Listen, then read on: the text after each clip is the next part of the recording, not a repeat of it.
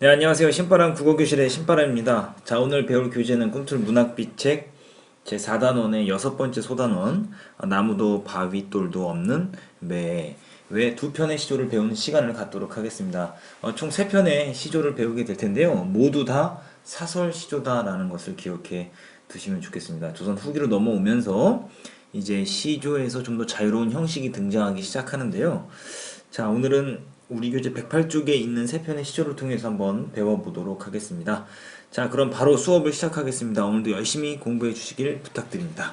자, 먼저 가의 시조부터 배우는 시간을 갖도록 하죠. 나무도 바위돌도 없는 산에 한번 가보죠. 자, 나무도 바위돌도 없는 매, 산에 매에게 쫓기는 까투리의 안과, 까투리라 그랬죠? 이 까투리의 마음과 라고 했어요. 까투리를 그러면 뭐로 했어요? 비교 대상으로 삼고 있다라는 거죠. 비교 대상 1번입니다. 자, 지금 나무도 바위돌도 없는 산에서 매에게 쫓기고 있는 까투리의 마음. 굉장히 급박하겠죠? 굉장히 위급하겠죠? 그런 마음과 대천 한가운데 넓은 바다 한가운데 일천석 실은 매 쌀을 일천석이나 실은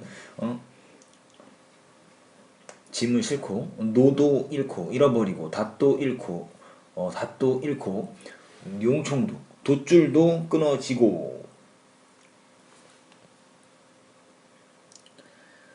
돛대도 걷고 돛대도 꺾이고 키도 빠지고 바람 불어 물결 치고 안개 뒤섞여 잦아진 날에 안개가 뒤섞여서 잦아진 날에 갈 길은 천리만리 아주 많이 남았다 이 소리죠.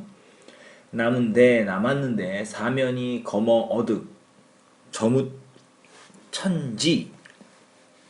자, 저무천지 저물고 날은 저물고 같이 노을 떴는데 큰 파도가 떴는데 수적 해적을 만난 도사공의 안과 이번엔 도사공이죠. 도사공 비교 대상 2번입니다. 대상 2번. 자, 마음과 여기 니은으로 묶으시고요. 기억 니은으로 묶은 부분은 까투리와 도사공의 절박한 심정을 표현하고 있습니다. 근데 어떤 표현을 사용했냐? 표현법 열거를 사용했고요. 열거법. 그리고 과장에서 이야기하고 있죠. 과장법 그리고 점층법을 사용했다라는 것. 상황이 어떤 상황입니까? 사면초가죠. 굉장히 위급한 상황이고 엎친데 덮친격 설상가상의 상황에 빠져 있다라는 겁니다. 그런데 이제 보세요. 엊그제 이 마음과 까투리의 마음과 도성의 마음과 엊그제 님 여인 님과 이별한 내 마음이 어디다가 비교할 수 있으랴. 그러니까 까투리와 도사공도 나쁜 상황이지만 나 역시도 어떻다라는 거예요. 지금 굉장히 좋지 않은 화자의 막막한 상황을 표현하고 있다라는 겁니다. 화자의 막막한 상황. 화자의 막막한 상황을 서리법과 비교법을 통해서 이야기를 하고 있습니다.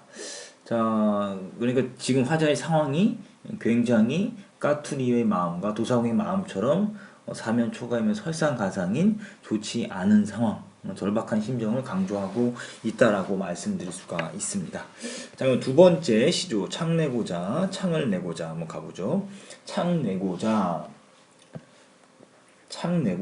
A 내 인의 가슴에 B 창 내고자 AABA 구조로 반복하고 있죠. 지금 반복법을 사용하고 있습니다.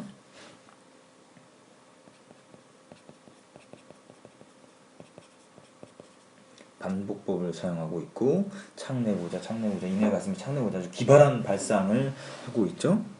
참신하고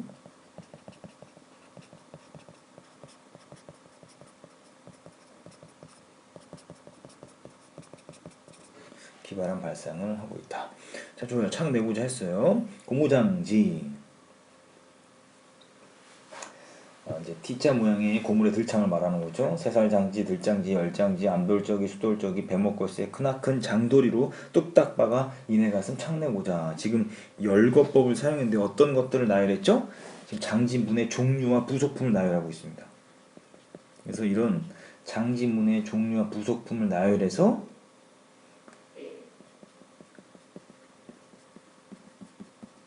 사용해서 해악성을 유발하고 있다. 굉장히 재미나게 표현하고 있다라는 거죠.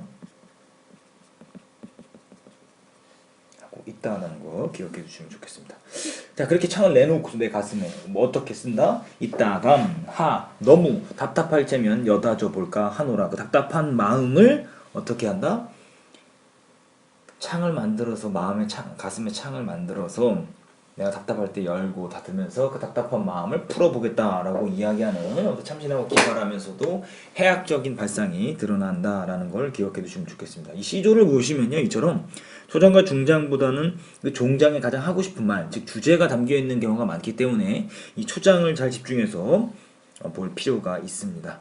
자, 마지막 사서시조입니다. 두꺼비 파리를 물고 두꺼비, 자, 파리 물고 두엄 위에 치달아 앉아. 자, 두꺼비가 상징하는 걸 잘 봐야 되는. 두꺼비가 상징하는 것은 뭐냐면 탐관오리, 지방관리 뭐 이렇게 될 것 같아요. 탐관오리, 백성들을 괴롭히는 그 벼슬아치죠. 양반, 뭐 지방관리 뭐 이렇게 이야기할 수 있죠. 파리를 물고 있다는 거, 파리는 뭡니까? 힘없는 백성. 물고 수탈하고 있어요. 두엄 위에 치달아 앉아. 두엄은 그 백성들에게 착취한 재물이죠.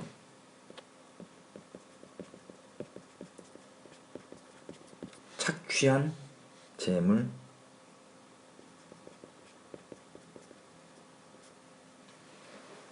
치달아 앉아서 건너산을 바라봤는데, 건너산 기억으로 묶어보시죠. 백송골. 이 백송골도 뭡니까? 이거는 뭐 중앙관리? 탐관오리보다도 더 이제 강한 이 탐관오리는 이 두꺼비 같은 경우는 지금 지방관리라고 해도 어울리죠. 지방에서 백성들을 괴롭히는 탐관오리가 중앙관리를 보니까 이제 깜짝 놀란 거예요. 백성골 떠 있고는 가슴이 끔찍해요. 아주 가슴이 끔찍하다. 깜짝 놀란 거죠. 비굴한 모습을 보이는 거죠.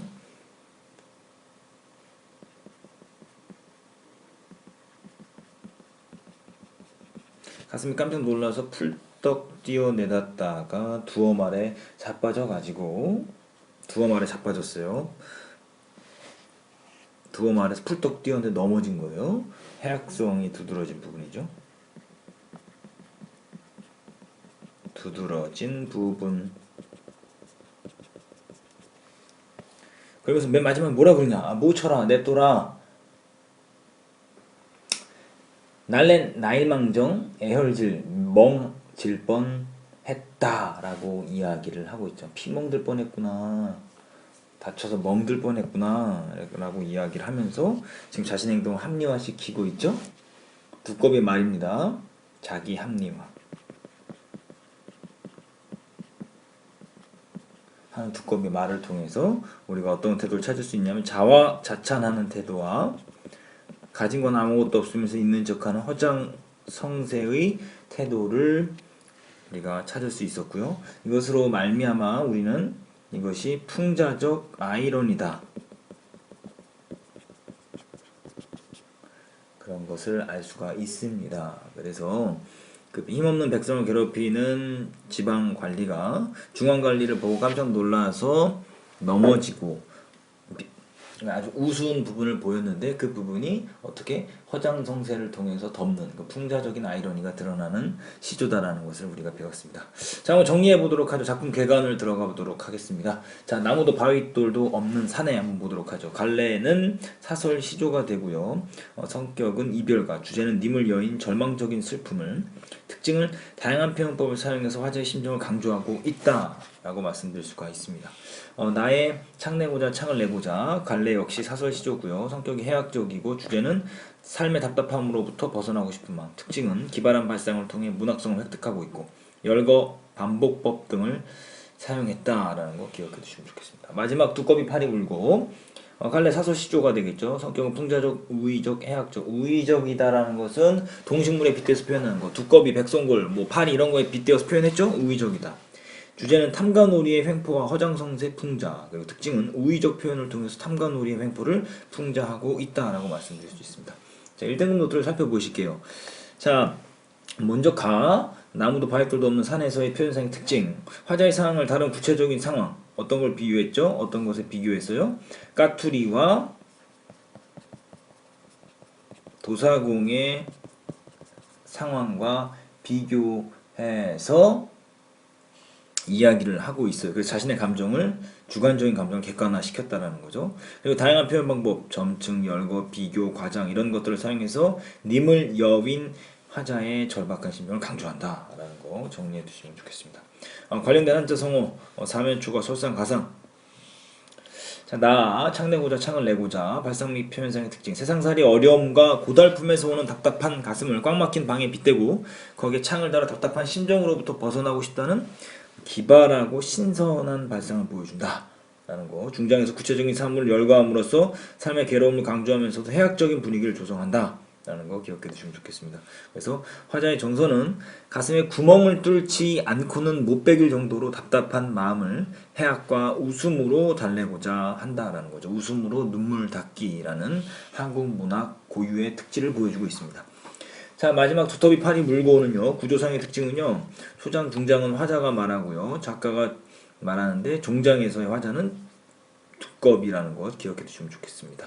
그래서 작가의 표현 의도를 반대로 나타내는 풍자적 아이러니가 반어죠. 잘 기억해 두시면 좋고요. 시의 상징적인 의미, 두꺼비 지방관리, 백성골 중앙관리, 팔이 힘없는 백성이다 라는 거 기억해 두시면 좋겠습니다.